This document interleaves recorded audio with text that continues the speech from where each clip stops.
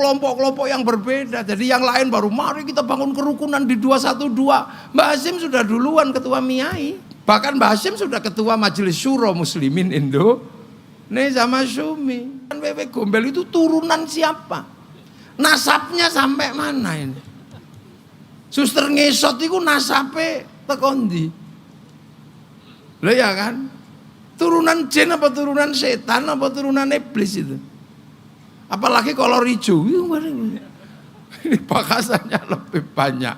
Nah, kenapa para wali yang harus menyelesaikan ini? Karena nation state dan agama sudah komplit di sini. Negara bangsa sudah utuh. Apapun yang dibutuhkan oleh kehidupan manusia sudah ada di sini. Assalamualaikum warahmatullahi wabarakatuh. Mas Walihin, bismillah, alhamdulillah, wassalatu wassalamu ala rasulillah Sayyidina Muhammad ibn Abdillah wa ala alihi wa sahbihi wa mawala. La hawla wa la quwata illa billah.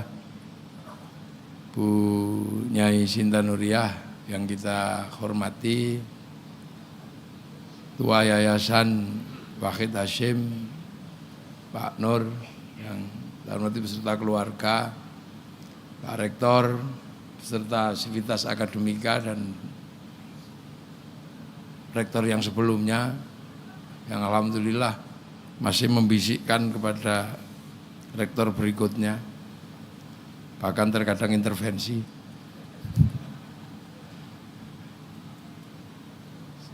Dari seluruh undangan, para hadirin wal hadirat yang berbahagia.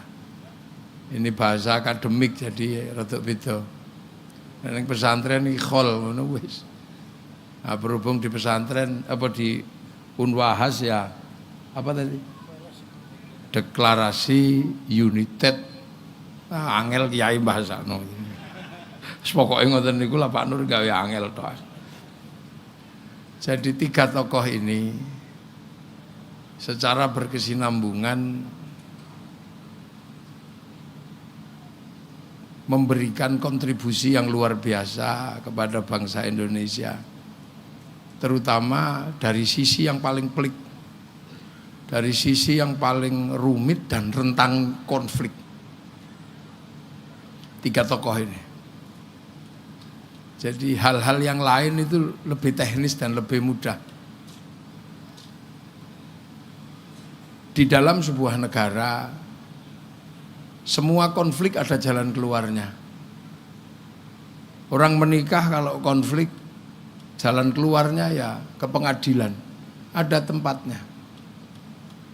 Orang ribut tanah di negara, datang aja ke BPN atau ke pengadilan, ke agraria, ketemu jalan keluarnya. Semua ada jalan keluarnya. Duren hilang, ada jalan keluarnya, polisi. Tapi yang paling rumit di dunia ini, di negeri ini, adalah agama. Karena kalau terjadi konflik, itu wasitnya nggak ada. Ini, jadi membicarakan tiga tokoh ini adalah membicarakan ada ruang dengan kontribusi yang paling rumit di sebuah negara. Ribut rektor, senat, kementerian, beres. Jadi apapun ada jalan keluarnya. Yang paling susah itu di negeri manapun itu adalah konflik agama. Keributan agama, konflik agama karena Tuhan tidak pernah turun tangan. Ini yang benar, ini yang salah. Maka sumbangsih orang yang mampu membangun agama secara inklusif itu sesungguhnya adalah sumbangan yang luar biasa dan mungkin bukan sesuatu yang mudah untuk dilakukan. Mbah Hasyim, Gus Dur, Mbah Wahid ini memberikan kontribusi di situ. Ini yang harus kita ingat. Nah, Indonesia dengan mayoritas Muslim sebagai sebuah nation state-nya nggak baru. Nation state itu sudah cukup lama kalau di Indonesia. Semenjak Kutai Kartanegara sudah ada nation, sudah ada state. Yang terbesar bahkan Majapahit. Bahkan Singasari sudah bisa menaklukkan Mongolia.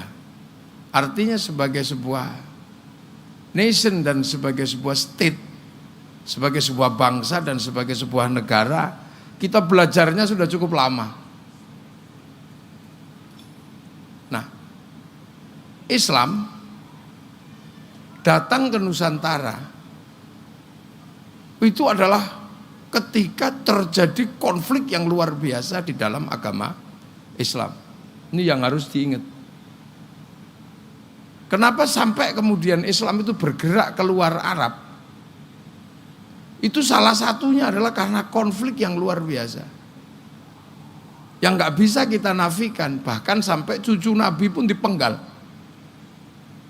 Ini peristiwa yang terjadi di dalam agama. Pertanyaannya, kenapa ketika masuk ke Indonesia toksik-toksiknya itu hilang gitu. Gitu lah. Jadi yang tadinya rentan konflik, yang tadinya rentan, ini kok begitu masuk ke Indonesia kok jadi soft. Nah ini, jadi ini tidak dengan sendirinya. Karena konflik antara Abbasiyah, Umayyah, Fatimiyah, itu kan konflik yang luar biasa, saling bunuh antar anak, saling bunuh dalam keluarga. Tapi alhamdulillah ketika datang ke Indonesia, ini soft. Datang ke Afrika, ini keributannya nggak berhenti sampai hari ini. Datang ke Eropa, keributannya nggak berhenti sampai hari ini. Bahkan yang di Arab sendiri sampai sekarang belum selesai, termasuk yang di Afghanistan. Kenapa yang datang ke sini ini soft dan berkembang loh ya. Ini yang kadang saya nggak habis pikir. Akhirnya ya terpaksa saya nanya, karena referensinya hampir nggak ada. Referensi yang kenapa yang begitu masuk ke sini, ini kok terfilter. Sehingga semua negara yang melakukan studi Islam itu punya catatan-catatan tersendiri terhadap Islam Indonesia.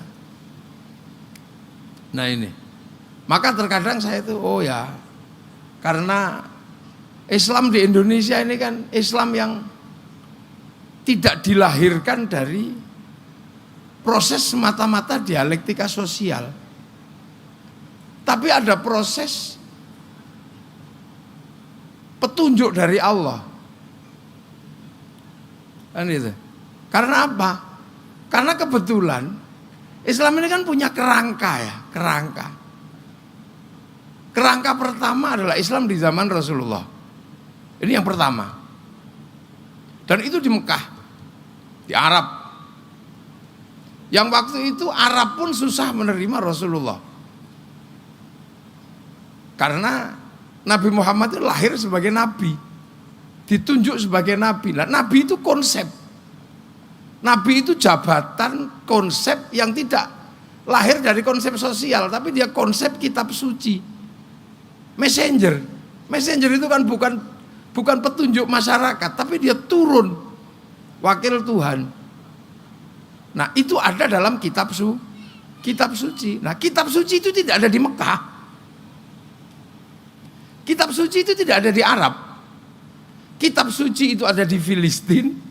Paling dekat itu ada di Madinah. Mekah kosong, fatrah. Karena Mekah itu ditinggal Nabi, itu Nabi terakhir di situ itu Nabi Ismail. Setelah Nabi Ismail, tidak ketemu Nabi lagi sudah. Jadi ketika ada Nabi, orang Mekah nggak kenal Nabi itu siapa, Nabi itu apa. Kalau seandainya Nabi Muhammad itu di Filistin, nggak terlalu susah, wong sudah kenal. Kayak Semarang kedatangan kiai ya paham lah, Gus Mafik gitu. Wong paham kiai di sini. Coba kalau saya di aborigin atau di pedalaman Irian gitu, pasti dikira tim pemburu babi. Ini asing, jadi Nabi Muhammad ini.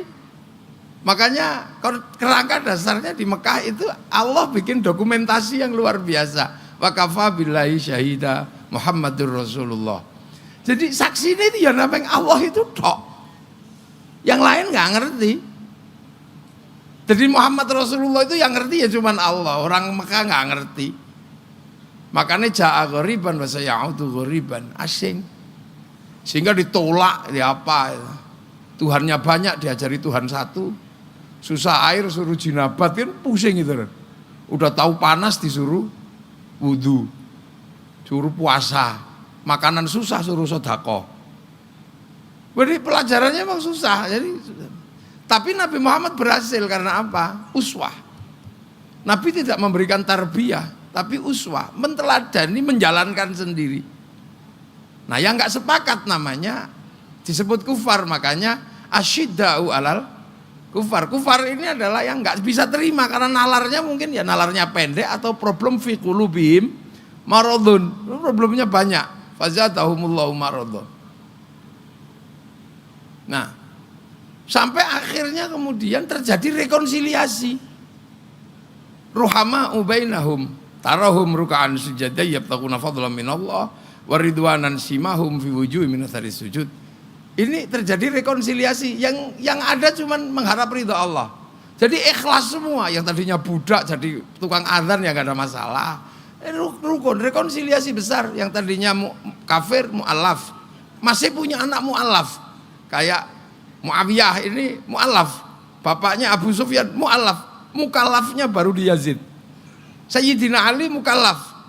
Nah, Sayyidina Umar mu'allaf, Sayyidina Abu Bakar mu'allaf, semuanya mu'allaf. Tapi rukun, ruhama ubainahum, dengan para budaknya rukun. Nah, setelah melalui proses itu, dokumen Al-Quran tegas. Dzalika mathaluhum fit Taurat wa mathaluhum fil Injil kazar'in. Islam itu sudah digambarkan seperti tanaman kazar'in. Maka ada yang nanam di Afrika, ada yang nanam beserta konfliknya, beserta toksik-toksiknya ditanam di semua tempat. Dengan kekerasannya, Tariq bin Ziyad sampai kapalnya dibakar biar nggak bisa pulang. Dengan sahabat Sa'ad bin Abi Waqqas yang ke Cina. Nah, yang ke sini inilah yang agak beda. Yaitu yang disebut wali. Nah, wali inilah yang membedakan dengan Islam yang masuk ke beberapa negara. Wali ini menggunakan konsep kazar'in seperti tanaman. Makanya lahir tembang lir ilir tandur itu. Jadi tandur itu adalah bahasa Al-Quran. Tandur yang tanam. Ditanam. Lah cuman cara nanamnya gimana? Wong ketemu yang berbeda-beda. Tumbuhan yang dibahas juga lebih banyak di sini. Kalau bahas tumbuhan di sana paling ya kurma, jeruk. Begitu sampai sini tumbuhannya banyak yang dibahas. Yang makanan halal itu banyak. Yang haram juga tambah banyak. Tambah cipluan, tambah duren, tambah kesemek. Makanya jadi kiai di sini terus lebih pintar daripada kiai di sana. Bakas kewan sana paling tinggal unta sama kambing. Nggak ada bakasan terenggiling, undur-undur itu nggak ada. Bahkan bakasan hantu itu di sini lebih banyak. Sana cuma jin syaitan. Nggak ada bakasan wewe gombel itu turunan siapa? Nasabnya sampai mana ini? Suster ngesot itu nasabnya tekondi. Loh ya kan? Turunan jin apa turunan setan apa turunan iblis itu. Apalagi kalau ricu, ini bakasannya lebih banyak. Nah, kenapa para wali yang harus menyelesaikan ini? Karena nation state dan agama sudah komplit di sini. Negara bangsa sudah utuh. Apapun yang dibutuhkan oleh kehidupan manusia sudah ada di sini. Ngomong bangsa ya wes ada, ngomong ekonomi ya komplit, ngomong menungso ya sudah komplit. Ya ngomong apa aja di sini sudah komplit. Jadi ngejak gelut wong kene tukang gelut. Mau disebarkan dengan kelahi kepruk wong kene ya bubar. Mau ngajar ekonomi orang kene pedagang semua. Kastanya sudra. Jadi makanya enggak mudah. Nah, sementara di sini itu Hindu. Yang punya otoritas agama itu Brahmana gitu loh. Jadi kesatria kan enggak boleh ngomong agama, para raja. Wesya pegawai enggak boleh. Sudra petani pedagang nggak boleh ngomong agama, wong petani pedagang senengane dodolan kok ngomong agama. Engko agamane didol. Apalagi kasta paria pengemis. Sudra pengemis, paria pengemis bawahnya kuca. Nggak mau kerja, nggak mau minta tapi ngentit. Makanya yang suka ngentit bansos itu turunan kuca itu. Terus ada mereka itu maling tapi masih malu. Nah, malu. Nah, ada candala itu berani dia tunjukkan badan gini, begal itu. Nah, otoritas ini dipegang Brahmana. Nah, yang bisa ngimbangi Brahmana ini siapa? Ya wali itu. Brahmana punya cakti, wali punya karomah. Makanya yang bisa masuk ke sini wali karena ngimbangi Brahmana. Saudagar nggak diterima, mau saudagar itu sudra. Makanya dalam standar epistemologi pengetahuan kalau ada yang mengatakan yang menyebarkan Islam itu saudagar, ini tertolak dalam filsafat ilmu, ini tertolak. Jadi makanya ada konsep wali karena ngimbangi Brahmana. Lah di sini inilah. Nah wali itu tidak punya takut apa-apa. La khaufun alaihim walahum. Ya dia nggak punya takut. Kenapa? Karena wali itu kalau mau melakukan sesuatu itu download. Nah ini bedanya, wali itu download, tidak baca buku tapi download. Kemana? Cloudnya dunia ini. Dunia ini kan punya pusat data. Pusat data dunia itu kan ada di langit ketujuh sana. Jadi catatannya Pak Nur Rahmat jam segini apa itu ada. Kapan jadi rektor ada. Kapan jadi Basnas ada. Kesandung jam berapa. Catatannya ada semua. Dunia ini ada blueprintnya. Orang Yahudi menyebut tabut Sulaiman. Orang Yunani menyebut kotak Pandora. Nah orang Jepang menyebut kantong Doraemon. Orang Islam menyebut Lauhil Mahfud. Ini kan cloud kan, ini hard disk. Bisa diretas itu, bisa di-download. Makanya wali-wali itu kalau melakukan pekerjaan gak sibuk, cuman download gitu aja. Qalu rabbunallah tsumma istaqamu tatanazzalu alaihimul malaika alla takhafu wala takzanu. Makanya terus download ono sing 3 tahun gini diem, itu download. Itu download. Nabi Muhammad 15 tahun di Gua Hira. Syekh Abdul Qadir 25 tahun. Sunan Geseng 3 tahun. Mbah Hasyim entah berapa tahun. Download ini setiap malam, ya Allah, ya Allah, ya Allah, ya Allah, ya Allah. Itu namanya download. Makanya wali-wali itu paketannya besar. Lah kita nggak punya paketan, kalau tidak download langsung tidur paketan entek. Ya Allah, ya Allah, ya Allah, ya Allah. Nah itu kan. Loh, makanya kan kita dari awal sudah diajarkan bagaimana menggunakan konsep download. Pelajaran dasar pertama adalah kita diajarkan saling mendoakan, saling kirim doa. Kan gitu. Saling kirim doa. Karena apa? Manusia itu punya catatan di sana. Diregister sebelum turun ke sini. Alastu birabbikum qalu bala syahidna. Terus dikasih paketan kan, manusia itu jodohnya ini, rezekinya ini, nyawanya sekian. Kalau paketannya habis ya kick, udah selesai. Mati. Loh makanya manusia itu saling bisa mendoakan, saling apa, kayak handphone. Kan gitu, kayak handphone. Handphone itu kan terdaftar di situ, makanya bisa download, kemudian bisa sharing, saling gambar, kirim foto, kirim apa. Yang penting punya paketan. Kalau nggak punya paketan, pakai wifi gratisan. Lah manusia kan juga sama. Yang dikirim apa? Al-Quran, doa, Fatihah kayak tadi itu. Yai Ismail tadi itu kirim Fatihah, tahlil itu. Nah kenapa Quran? Karena Quran itu juga downloadan PDF.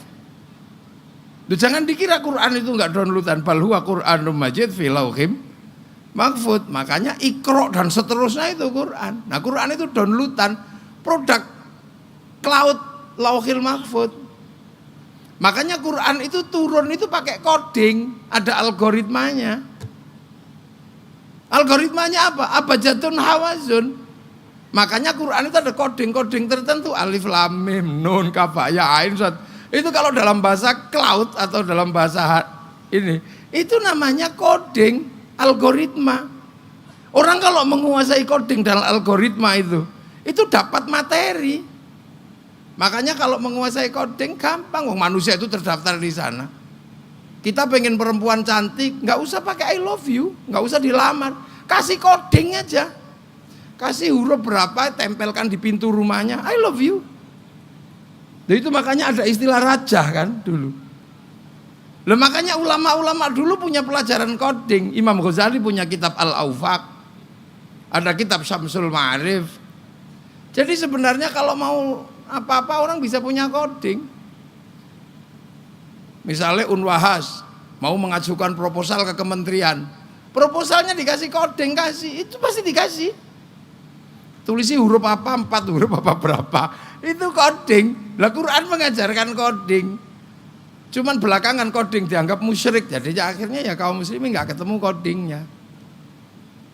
Lah makanya coding ini kan bisa dibagi ke manusia ini, kirim Fatihah, kirim doa. Yang penting punya paketan. Kalau nggak punya paketan ya pakai wifi gratis.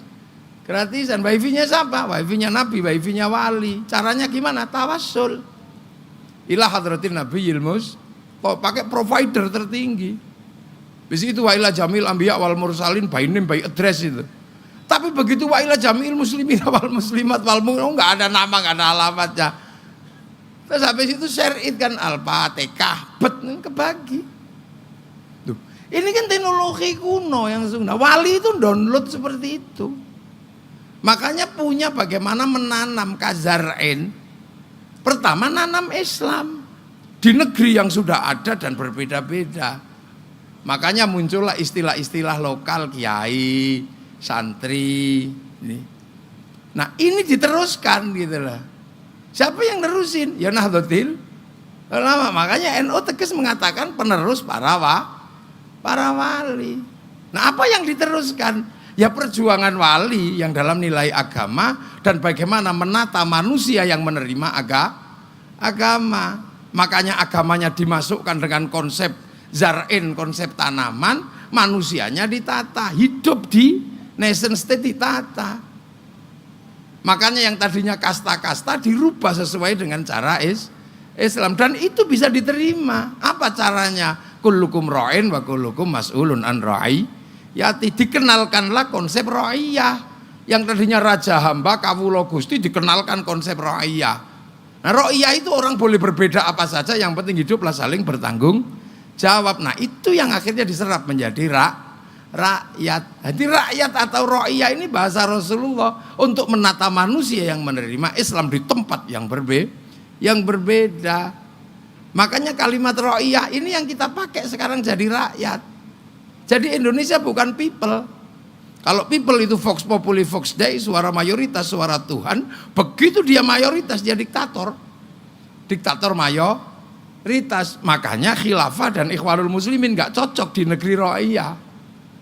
Juga bukan PKI. PKI itu komunis. Komunis itu proletar. Begitu dia banyak, dia diktator proletariat.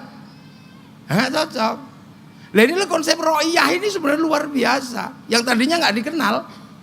Nah ra'iyah ini kalau ketemu dengan ra'iyah yang lain, apa yang harus dilakukan? Ya harus bersekutu, saling paham. Maka lahir konsep musyarakah, yang sekarang dikenal dengan istilah masyarakat. Kan masyarakat ini konsep musyarakah, saling mengisi dan berbeda-beda. Kiai sholat, yang ngisi sarungnya ya Cina. Maka kiai nggak boleh marah sama Cina. Cina ini pergi, kiai ini udah. Loh, ini konsep musyarakah. Unwahas ini bikin sekolahan, bikin perguruan tinggi, bikin masjid. Tapi masjid itu tumpuan pasir sama besi. Tapi nggak bisa ada kalau nggak ada semen. Itu hasil industri. Maka kiai tidak boleh anti industri. Karena apa? Tanpa industri, apa yang jadi kelengkapan sholat tidak jadi. Loh, ini kan konsep musyarakah. Makanya kita menggunakan bahasa masyarakat. Nah kalau kemudian mau ngambil keputusan bersama, apa yang harus dilakukan? Ya harus musyawarah. Masuk konsep wasyawirhum fil amri yang tadinya di dalam Al-Quran menjadi konsep hidup bersama musyawarah.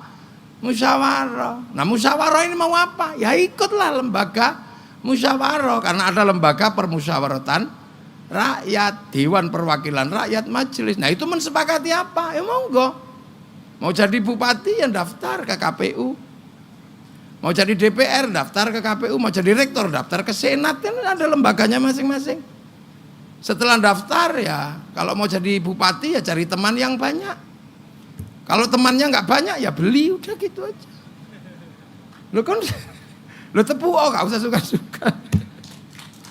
Loh, ini masuk konsep musyawarah. Nah, karena yang nata itu semua adalah para wali, maka teritorinya nation state-nya disebut wilayah. Masuk konsep wilayah. Wilayah itu ada karena konsepnya para wali, teritori wilayah. Lah itulah yang jadi NKRI. Nah, Nahdlatul Ulama itu di situ. Makanya namanya NKRI pemilik wilayah ini ya harus dipertahankan. Makanya Mbah Hashim perang melawan company itu karena apa? Ini mengganggu wilayah yang di situ adalah tempatnya kaum muslimin bisa hidup dengan beraneka ragam suku, bangsa dan agama yang disebut apa? Darun Islam, negerinya kaum muslimin. Loh. Ini makanya tidak menyebut Darul Islam, tapi negerinya kaum muslimin. Nah, itu harus dipertahankan. Nah, cara mempertahankan gimana? Ya persatuan. Maka Mbah Hashim menerima traffic tinggi, menjadi lampu merah dari para ulama, berdirilah MIAI, Majelis Islam A'la Indonesia. Itu kelompok-kelompok yang berbeda. Jadi yang lain baru mari kita bangun kerukunan di 212. Mbah Hashim sudah duluan ketua MIAI. Bahkan Mbah Hashim sudah ketua Majelis Syuro Muslimin Indonesia Masyumi. Sampai akhirnya dengan konsep itu masuk apa? Ya Sumpah Pemuda masuk apa? Ada persatuan. Jadi menjadi nation state, menjadi Indonesia landasannya banyak dan agama yang dibawa Mbah Hashim menjadi agama yang inklusif, menerima perbedaan itu karena konsep ra'iyah. Coba kalau konsepnya muslim kafir gitu kayak yang sekarang anak-anak kafir itu. Yo tawur ora ono enteke. Itu yang terjadi di Yaman, itu yang terjadi di Suriah, itu yang terjadi di Afghanistan. Konsepnya masih asyidda'u alal kufar, bukan ruhama'u baik. Nah, inilah yang terjadi. Nah, itu makanya konsep ra'iyah ini dipegang. Nah, setelah itu kemudian persiapan bagaimana terjadi kemerdekaan. Nah, kemerdekaan itu konsensus bersama. Maka konsensus bersama diperjuangkan pakai Pancasila. Karena apa? Karena konsepnya NKRI, Negara Kesatuan Republik Indonesia. Yang di situ beda dengan Arab. Arab satu bangsa pecah puluhan negara, Cina satu bangsa pecah puluhan negara, Eropa satu bangsa pecah puluhan negara. Kita puluhan suku bangsa agama mampu bersatu dalam satu negara kesatuan Republik Indonesia. Maka Pancasila. Nah, memperjuangkan Pancasila ini kan berarti memperjuangkan pembentukan nation state. Maka di situ ada dokurit suzun bitu syakai, ada dokurit suzun bi ingkai, panitia persiapan kemerdekaan. Tuhan tidak pernah ditinggal, maka yang pertama ketuhanan. Setelah ketuhanan yang masuk berikutnya adalah urusan manusia, karena urusan dunia ini nggak ada yang jauh dari urusan manusia. Ada kursi juga karena bokong manusia. Ada jalan raya karena kaki manusia, semua manusia. Bahkan pengajian ini sebenarnya nggak ada hubungannya sama bunga. Tapi kenapa bunga ada di sini? Karena ada mata manusia.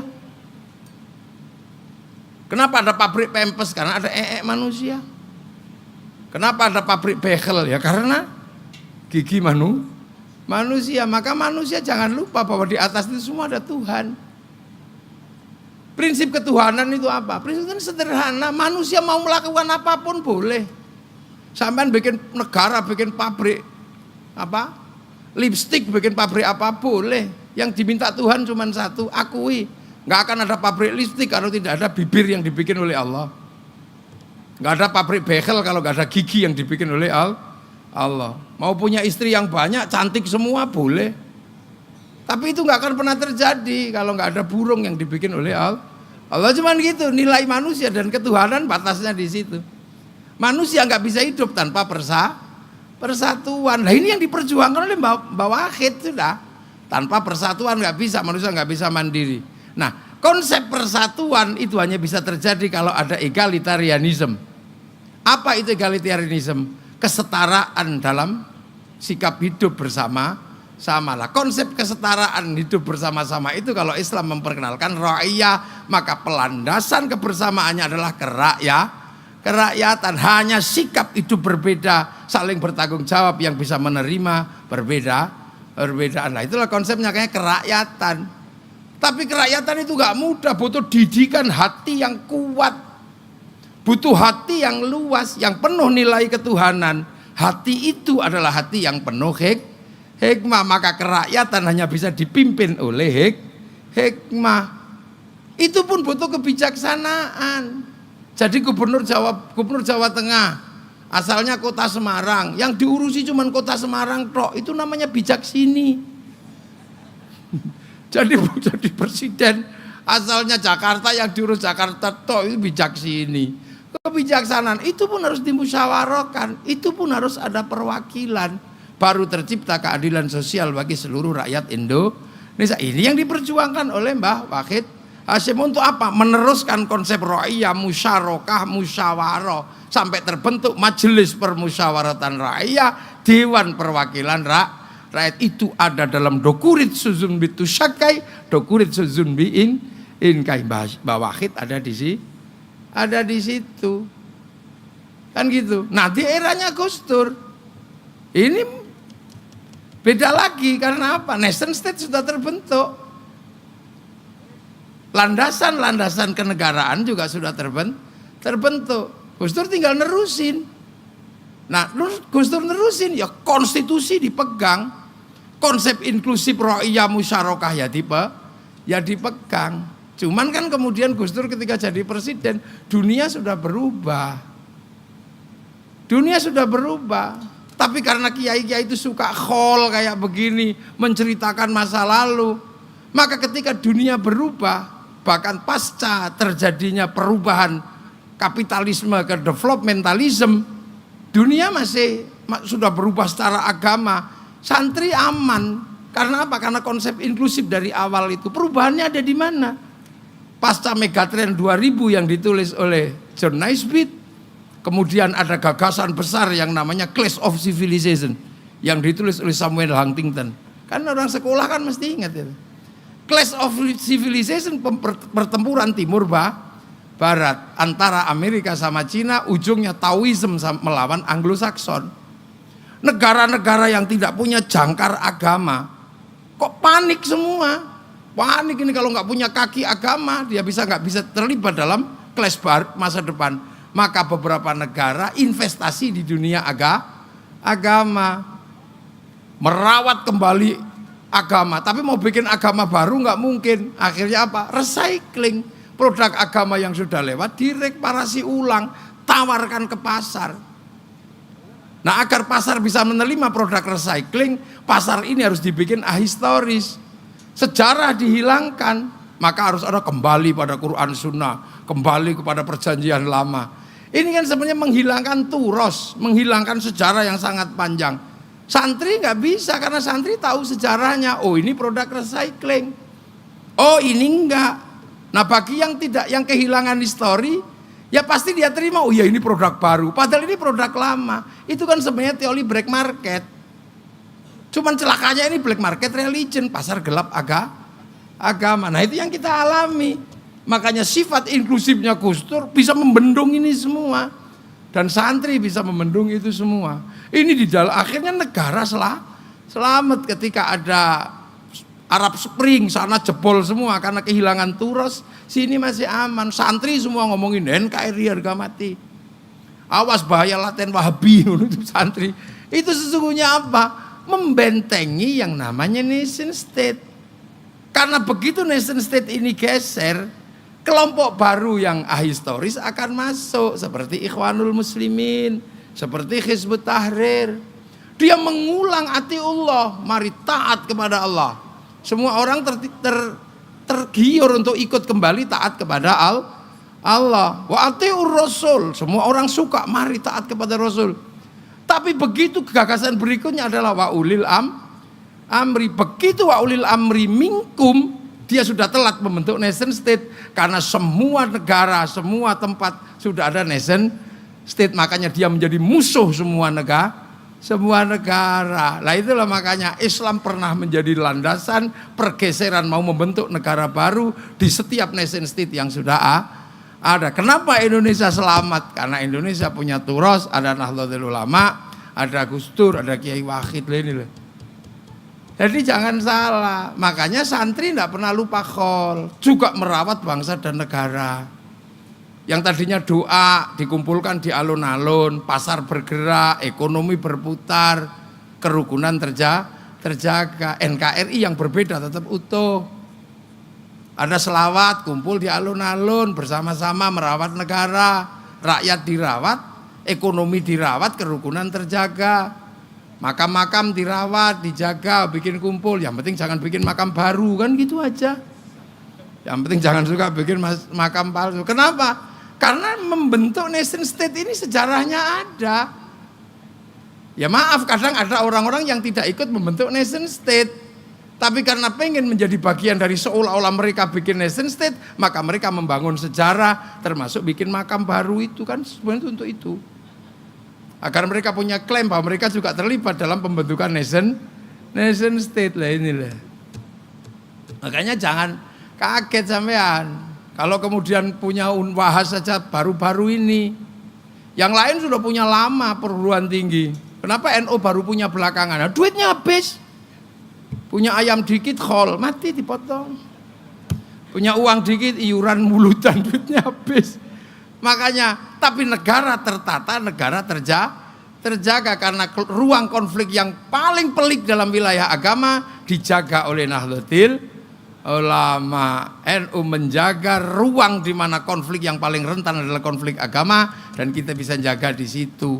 Makanya nation state terjaga, agama terjaga, dan itulah kalau dalam bahasa perfilman ini Three Musketeers ini. Three Musketeers. Ini trio. Ini. Nah, mungkin nanti akan muncul berikutnya dengan gayanya masing-masing. Karena masa depan bangsa dan negara ini masih panjang. Ada bonus demografi, ada bonus apa.